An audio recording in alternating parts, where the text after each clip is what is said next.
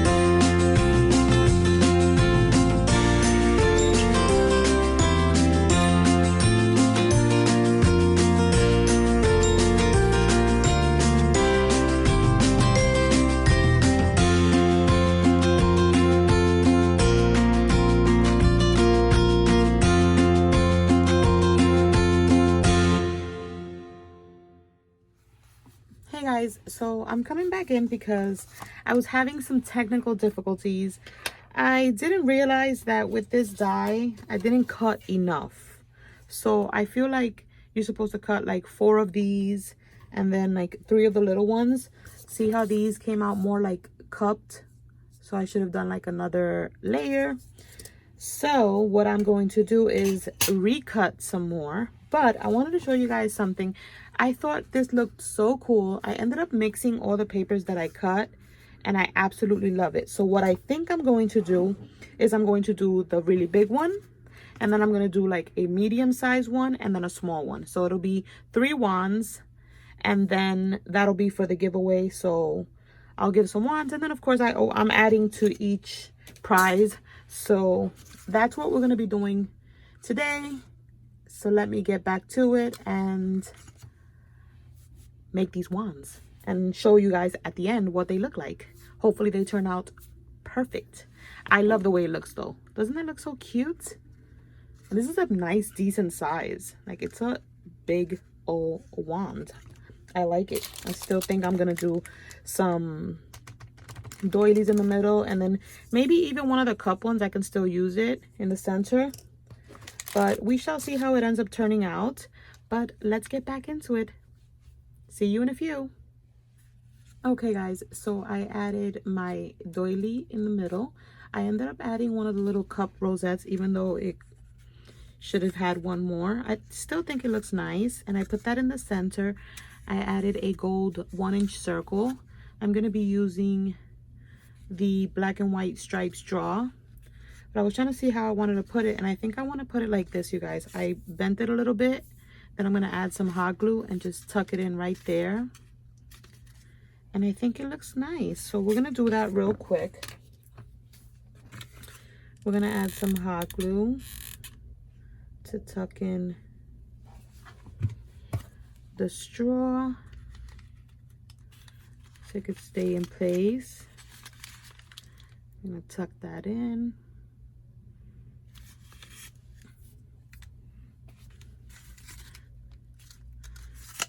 I love the way this is turning out, and of course I'm going to add the pom-pom to the end. So I'm going to add a little bit of hot glue to the end. I'm going to grab my pom-pom and I'm just going to hold it in place for a few seconds so that it doesn't go anywhere.